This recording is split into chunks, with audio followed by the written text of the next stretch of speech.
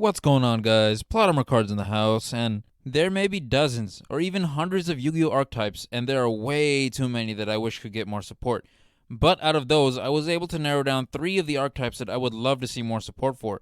So, with that being said, I'd like to present my personal 3 favorite archetypes that I think should get more support. Number 1. Ancient Gears. Growing up, I had to beg my parents for Ancient Gear Golem the first time I saw Dr. Crowler summon it. Ever since then, I have loved this archetype. The goal of this archetype is to get out one of these fusion monsters, preferably Chaos Ancient Gear Giant, and win by inflicting piercing battle damage as your own monsters are unaffected by spells and traps for various reasons, and Ancient Gear Howitzer is actually unaffected by any effects. Ancient Gears have a lot going for them, like their own polymerization and Ancient Gear Fusion, which allows them to fuse from their deck if they control an Ancient Gear Golem or an Ancient Gear Golem Ultimate Pound.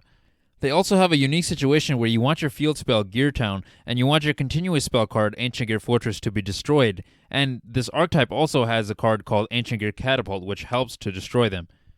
This archetype also has some really dope monsters, like Ancient Gear Wyvern, which when it's normal or special summon lets you add an Ancient Gear card from your deck to your hand, or Ancient Gear Hunting Ground. When this card is summoned, you can essentially use it as a poly and fuse any of your monsters together. One big problem with this archetype is that most of the extra deck monsters, not Ancient Gear Howitzer, but the rest of them are really susceptible to monster effects. Now this is a problem because in the modern era of Yu-Gi-Oh, most people are going to be using monster effects. I also feel like there's a lack of good main deck monster support outside of certain monsters. This can be improved by maybe adding something like an Ancient Gear Hand Trap, or I would definitely like to see Ancient Gear monsters that can consistently special summon themselves and other Ancient Gear monsters on the field. I'd also like to see maybe a card, not specifically a monster, but a card that could special summon either Ancient Gear Golem or Ancient Gear Golem Ultimate Pound, ignoring summoning conditions to take full advantage of Ancient Gear Fusion. Lastly, I'd also love to see a brand new extra deck monster. Now this could be an XYZ monster, this could be a Lake monster, but I'd prefer to see a fusion monster. And what I have the concept art for here is something that's kind of like Chaos Ancient Gear Giant, but it's the exact inverse.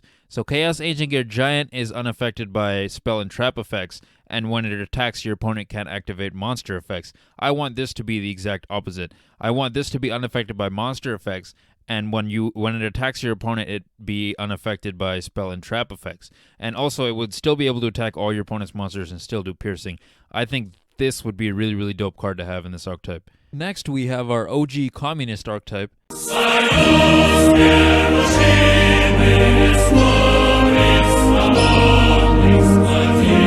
This archetype, based on one of Maximilian Pegasus' ace monsters, is certainly an interesting one since it lets you body snatch your opponent's monsters. Now, there is some pretty decent support for Relinquished. For example, Millennium Eyes Illusionist, which is a really good hand trap that can allow you to take your opponent's monsters and equip it to one of your Relinquished or Eyes Illusionist monsters, and then it has the ability to recycle itself. Another banger card is Millennium Eyes Restrict, which works as a universal body snatching negate. And not to mention, it doesn't even have the restriction of you can only absorb one of your opponent's monsters. There are also a lot of general ritual searchers, like Manju of the 10,000 Hands, Pre-Preparation of Rites, and Preparation of Rites. However, the problems with this archetype lie in the fact that it needs more archetype-specific support. For example, how many ritual archetypes do you know that only have one ritual monster? That's why I would love to see another ritual monster for this archetype. Maybe something with a similar effect to the OG Relinquished that has a sort of protection from either spell or trap or monster effects. Lastly, we have the Ojama archetype. When I first saw the Ojamas in the Yu-Gi-Oh! GX anime, I thought they were the most annoying, weak monsters I'd ever seen in my life. Plus, it's traumatizing to have to see Ojama Schlong on a weekly basis. I mean, seriously, 4Kids, how did you censor a million other things, but not this? I started liking this archetype a lot more right after I saw this happen. Ojama King body slam and beat the Dark Scorpions. This was probably the turning point for me.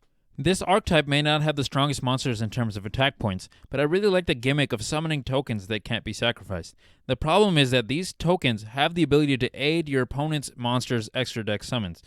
And that's where extra deck monsters like Ojama Knight and Ojama King come in. They make it so entire monster zones cannot be used by your opponent, which in my opinion is way better. The problem is that Ojama King takes 3 specific vanilla monsters. This entire archetype could be improved by having new non-vanilla main deck monsters, an archetype-specific fusion card, some new extra deck support, preferably pure Ojama, but I could see Ojama and Armed Dragon fusions or Ojama and XYZ fusions. Well, there we have it, guys. My list of 3 of my favorite archetypes that I wish could get more support. If you have any archetypes that you'd like to see more support for, I'd love to hear about it in the comments down below. This was PlotArmorCards signing out for the day, and oh my goodness, look at the time. It's time to do